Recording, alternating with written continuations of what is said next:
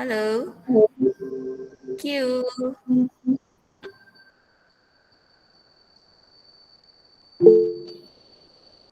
Oke.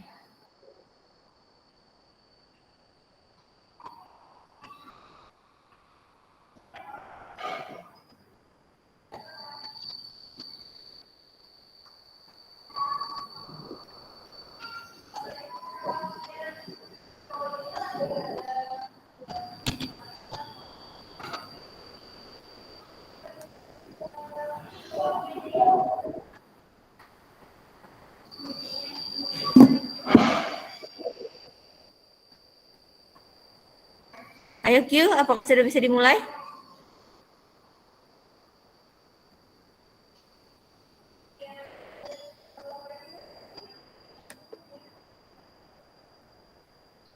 Q.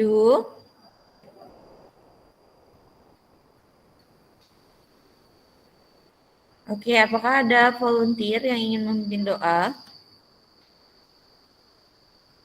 Andara, boleh bantu teacher Siva untuk memimpin doa, Andara? Ya, teacher. Oke, silakan Andara. Assalamualaikum warahmatullahi wabarakatuh. Waalaikumsalam warahmatullahi wabarakatuh. Before we start the lesson, let's pray together. Bismillahirrahmanirrahim. Alhamdulillahirabbil alamin. Ar-Rahmanir-Rahim. Maliki yaumiddin. Iyyaka na'budu wa iyyaka nasta'in.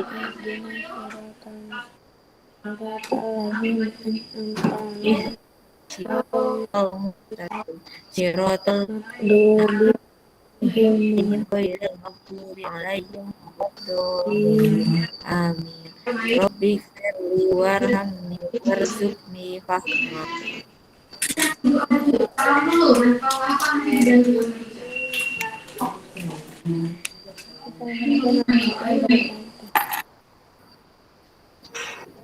Sudah, Andra? Udah, teacher. Assalamualaikum warahmatullahi wabarakatuh. Oke. Waalaikumsalam warahmatullahi wabarakatuh. Terima kasih Andara. Oke, sekarang sudah 15 anak yang bergabung. Dikurangi 3 berarti 12 anak di chat tandang. Apakah akan langsung dimulai? Siap. Oke, silakan di chat tandang. Baik, Assalamualaikum warahmatullahi wabarakatuh. Nah, anak-anak, kenapa Teacher Tandang masuk di Jimit dengan room 5 Humble? Karena Teacher Tandang ingin membacakan sebuah kisah, ya, sebuah cerita atau membaca nyaring, ya, bahasa Inggrisnya read aloud. Yuk kita simak dulu yang satu ini.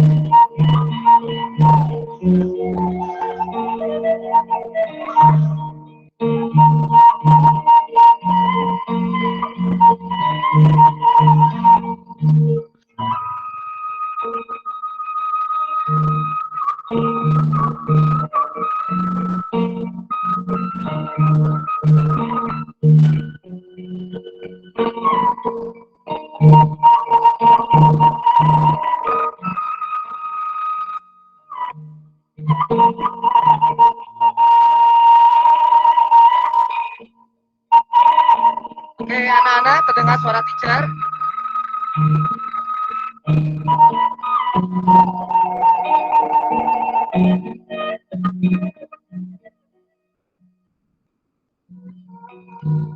Anak-anak terdengar suara teacher? Jelas? Kalau jelas boleh anggukan kepalanya. Jelas suara teacher? Jelas, teacher. Baik.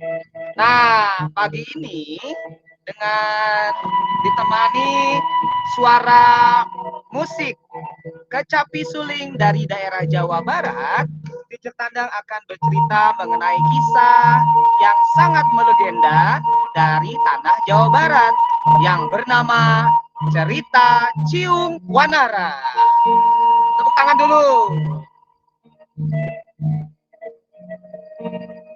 Nah, Ciung Wanara adalah legenda atau cerita dari tanah Jawa Barat yang diceritakan dari orang tua ke anak. Ya, jadi ini yang membuat cerita ini adalah anonim ya. Jadi dari orang tua ke orang tua, dari orang tua ke anak, anak menjadi orang tua, seperti itu ya. Baik, begini ceritanya Nana, mohon disimak dengan baik.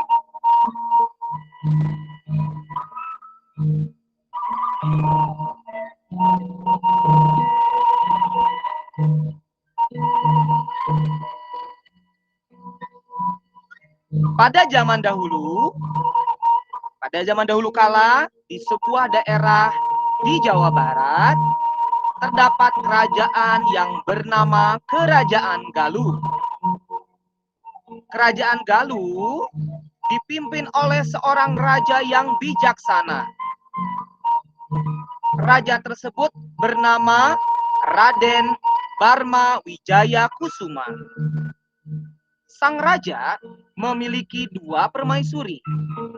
Permaisuri pertama bernama Nyimas Dewi Naganingrum dan yang kedua Nyimas Dewi Pangrenyep. Dalam waktu yang bersamaan, kedua permaisuri tersebut dalam keadaan mengandung. Suatu hari, permaisuri Nyimas Dewi Pangrenyep melahirkan terlebih dahulu. Ia melahirkan seorang bayi laki-laki yang sangat lucu dan tampan. Pangeran tersebut diberi nama Harlang Banga.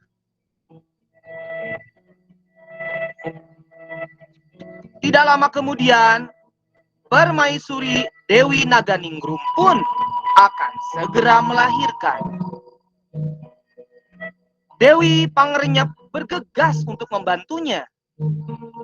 Akhirnya, Dewi Naganingrum melahirkan seorang bayi laki-laki yang tidak kalah lucu dan tampan dari kakaknya, Haryang Banga. Di balik kesediaannya menolong persalinan Dewi Naganingrum, ternyata Dewi Pangrenyep tidak menyukai Dewi Naganingrum menjadi pesaingnya. Karena ia ingin menguasai kerajaan dan menjadikan putranya sebagai raja di kelak hari.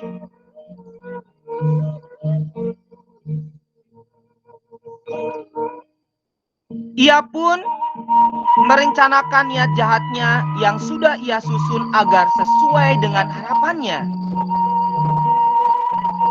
Tanpa sepengetahuan siapapun, bayi laki-laki yang baru saja dilahirkan Dewi Naganingrum ditukar dengan seekor anak anjing. Bayi yang sebenarnya dimasukkan ke dalam sebuah keranjang. Dewi Pangrenyep pun meletakkan sebutir telur ayam. Ia pun segera menghanyutkan bayi tersebut ke sebuah sungai.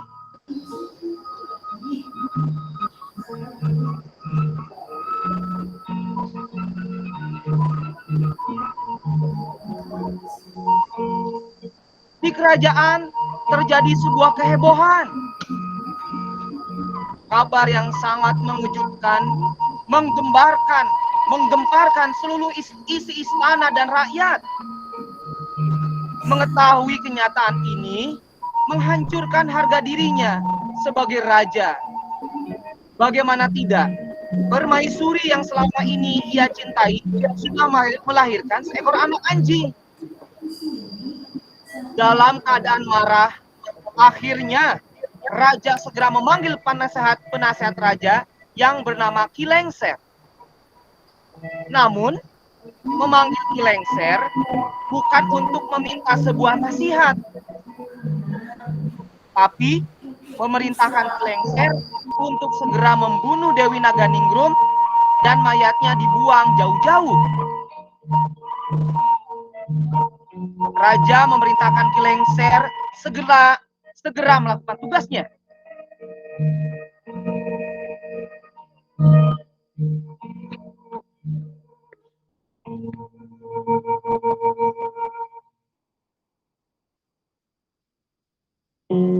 Dalam perjalanan, Kilengser berpikir untuk menyelamatkan Dewi Naganingrum tanpa sepengetahuan siapapun.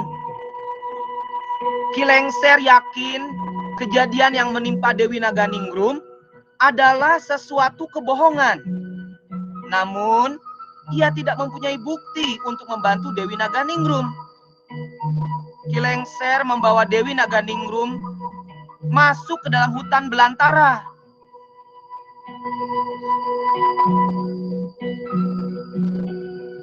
Kilengser membuatkan sebuah gubuk untuk tempat tinggal Dewi Naganingrum. Setelah gubuk itu selesai dibuatnya, dengan terpaksa Kilengser meninggalkan Naganingrum seorang diri. Sebelum ia pergi, ia pun berjanji akan mengunjunginya. Sementara Naganingrum sangat berharap suatu hari nanti ia dapat bertemu dengan putra kandungnya. Ia pun berharap dapat kembali ke istana dan hidup bahagia bersama keluarganya. Kilengser pun segera kembali ke istana. Ia langsung menghadap raja dan melaporkan bahwa tugasnya untuk membunuh Dewi Naganingrum sudah dilaksanakan dengan baik.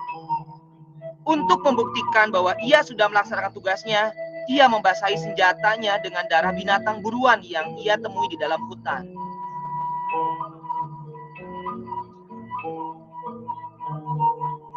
Sementara di suatu tempat, hiduplah sepasang suami istri yang sudah sangat tua. Namun, mereka tidak memiliki anak. Suatu hari, mereka berdua pergi ke sebuah sungai untuk menangkap ikan. Namun, mereka dikejutkan dengan sebuah keranjang besar berisi seorang bayi laki-laki yang sangat lucu dan tampan. Mereka sangat bahagia dan mereka berpikir bahwa inilah sebuah jawaban dari doa-doanya. Sepasang suami istri itu sangat bersyukur. Satu butir telur ayam yang berada di samping bayi laki-laki tersebut. Disimpannya telur ayam tersebut kepada seekor naga yang bernama Nagawiru yang berada di Gunung Padang. Naga tersebut bukanlah naga sembarangan, namun jelmaan seorang dewa dan sudah menjadi tugasnya untuk mengerami satu butir telur ayam tersebut. Suatu saat nanti, telur tersebut akan menetaskan seekor ayam jantan dan menjadi binatang kesayangan dari anak bayi yang ditemukan sepasang suami istri tersebut. Nah, anak-anak, waktu tanpa terasa terus berjalan. Bayi laki-laki sekarang tumbuh menjadi remaja yang sangat tampan, cerdas, gagah, dan pemberani.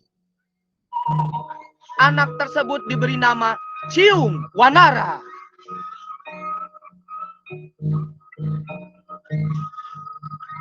Aki dan Nini memberikan nama Ciung Wanara karena mereka melihat seekor monyet yang aneh. Monyet tersebut bernama Wanara.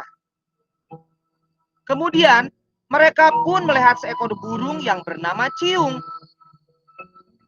Akhirnya keduanya sepakat. Nama dari kedua binatang tersebut akhirnya dijadikan sebagai nama anaknya.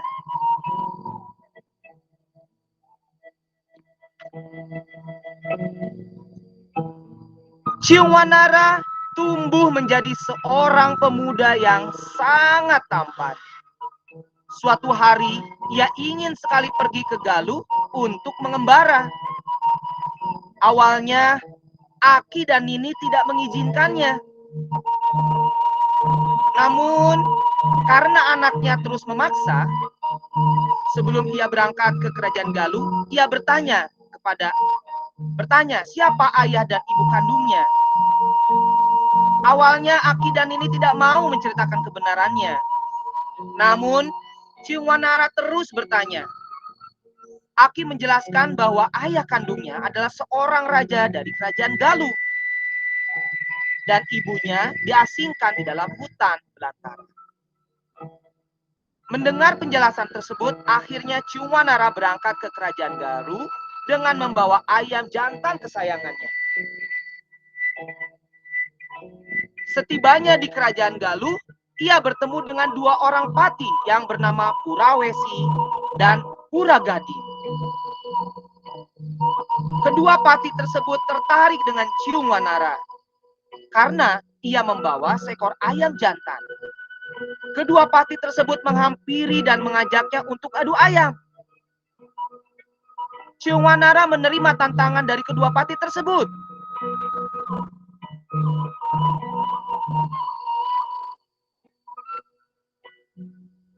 Pertandingan sambung ayam dilakukan di tengah alun-alun kota Galuh. Akhirnya, nasib baik selalu berpihak kepada Ciungwanara. Ayam jantan kesayangannya menang dalam pertandingan.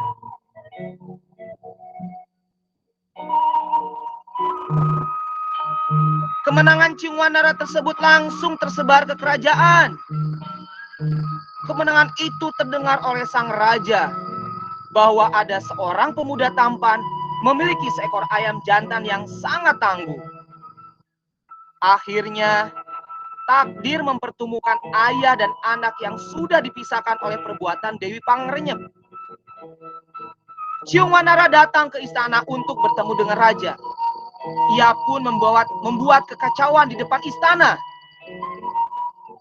Akhirnya, Baginda segera memerintahkan para pengawal agar Ciungwanara menghadap. Setelah berhadapan dengan sang raja, Ciungwanara pun menyembah. Hai anak muda, siapa namamu dan dari mana asalmu?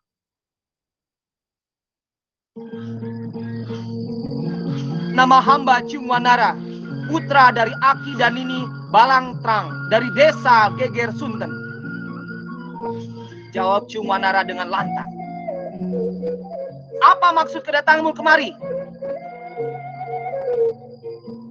Begini tuanku, hamba mempunyai seekor ayam yang sangat aneh. Induknya mengandung selama setahun, sarangnya sebuah kandaga. Lebih aneh lagi, sebelum menetas, telur ini pernah hanyut di sungai, kata Ciungwanara.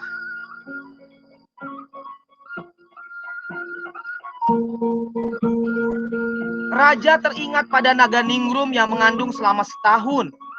Sedangkan Dewi Pangrenyep sudah mengira bahwa yang sekarang berada di hadapannya adalah putra dari naga ningrum. Kedatangannya hendak membalas dendam. Kau berniat untuk menyambung ayam dengan milikku? Apa taruhannya? Tanya Raja Galuh.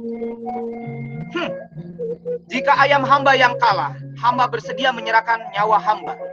Tapi sebaliknya, jika ayam Baginda yang kalah, maka hamba mohon diberi separuh kerajaan Galuh Pakuan, kata Ciungwanara.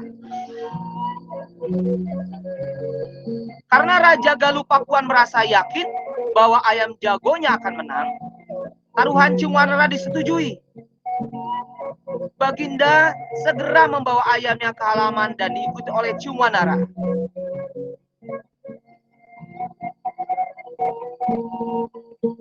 Pertandingan sambung ayam pun berlangsung dengan seru. Awalnya, ayam jantan milik Ciungwanara lah yang menunjukkan kekalahan.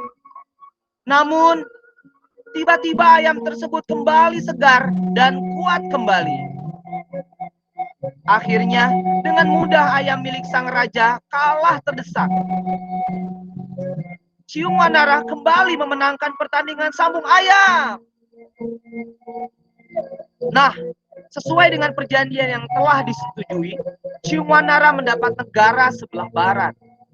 Sedangkan sebelah timur oleh Baginda diserahkan kepada Haryang Banga. Masing-masing bergelar Prabu. Akhirnya, Semua rahasia tentang Ciumanara terungkap dan segala kejahatan yang dilakukan Dewi Pangrenyep terbongkar dengan sendirinya.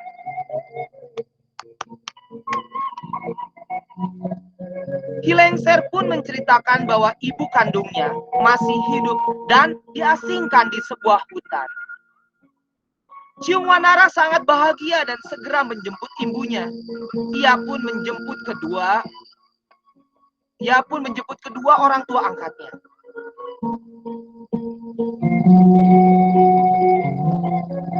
Sementara itu Dewi Pangrenyep mulai hatinya ketar-ketir setelah tahu kalau Ciumanara adalah anak bayi yang dibuangnya dulu.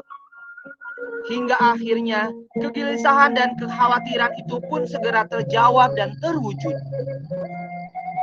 Prabu Ciumanara setelah tahu apa yang telah dilakukan oleh Dewi Pangrenyep terhadap ibunda dan dirinya sendiri, maka segera membentuk pasukan khusus untuk menangkap Dewi Pangrenyep.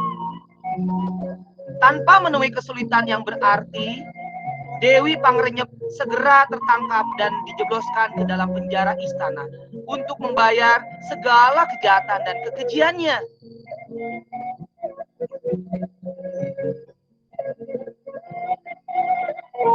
Sementara Raden Haryangbanga sangat kaget ketika mengetahui kalau ibunda tercintanya telah ditangkap oleh tentara Prabu Ciumanara dan dijebloskan ke dalam penjara. Pertarungan antara dua orang adik kakak beda ibu itu pun tak dapat terelakkan lagi. Pertarungan sengit terus terjadi dan Raden Haryangbanga harus berlaku satria. Dia kalah terdesak oleh adiknya Ciumanara.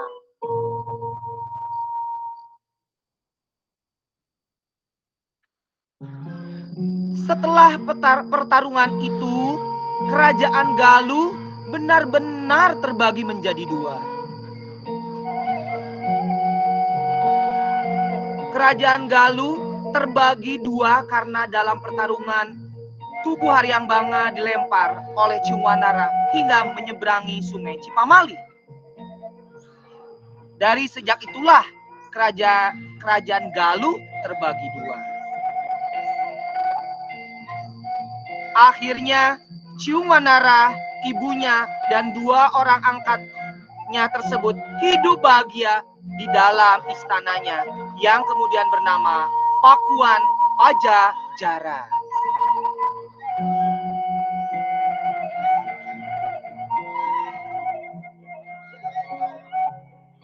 Oke, anak-anak, itulah kisah dari Ciumanara yang Teacher Tandang bacakan. Apakah kalian bisa mendengar kisahnya? Bisa. Iya, teacher. Ya, oke. Nah, ada pesan moral dari cerita Ciumanara dari daerah Sunda ini ya, tepatnya di daerah Galuh ya. Galuh itu di daerah Ciamis, Tasik, Banjarsari ya, di daerah Pasundan Selatan. Pesan moralnya adalah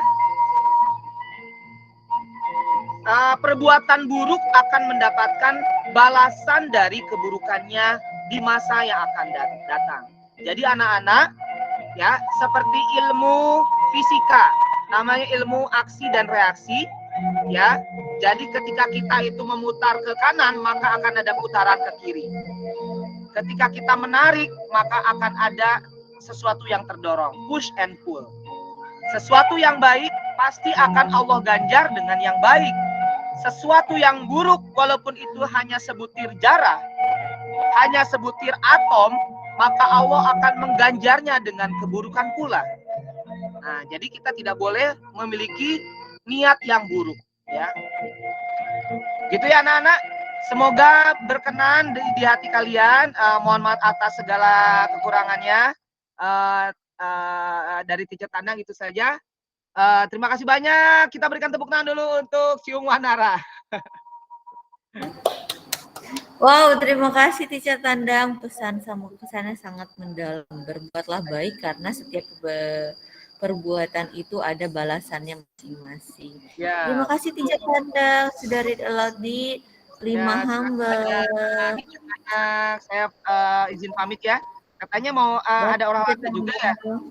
Terus saya Kenapa? katanya ada olahraga juga ya, teacher ya. Oh, olahraga ya di 5A, teacher. Nah Sama itu, teacher Tandang ya? iya ternyata teacher Tandang tuh di apa namanya jadwal kelas 9 itu diundur. Nah di hari Kamis. Nah jadi nanti kalau ini kelas 5A ikut olahraganya boleh gabung aja dengan kelas 9 nggak apa-apa. Tapi di linknya di olahraga tandang namanya. Coba teacher Tandang cek dulu. Oh, jadi sekarang 5A-nya di olahraga tandang. Ya, ya di namanya olahraga tandang digabung ini. Kalau mau ini linknya nih saya tulis aja. Sama kelas 9, Oh, teacher. Ya, sama kelas 9 karena apa? Kelas 9 itu geser waktu kebetulan di hari Kamis bisanya. oke oke. Nanti saya sampaikan ke teacher Aan ya. Baik, baik. Terima kasih banyak teacher. Izin pamit. Oke. Assalamualaikum. Waalaikumsalam warahmatullahi wabarakatuh. Teacher, kita langsung olahraga. Teacher, kita langsung olahraga. Oke, kata teacher Aan, kita ke 5A dulu ya untuk briefing dan pemberitahuan lainnya. Tetap masuk ke 5A ya.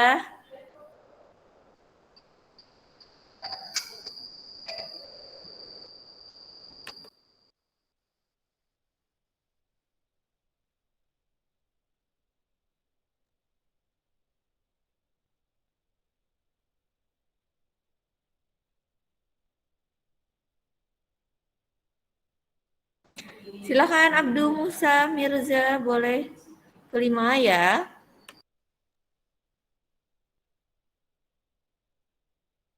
Oke, Assalamualaikum. Dadah semuanya.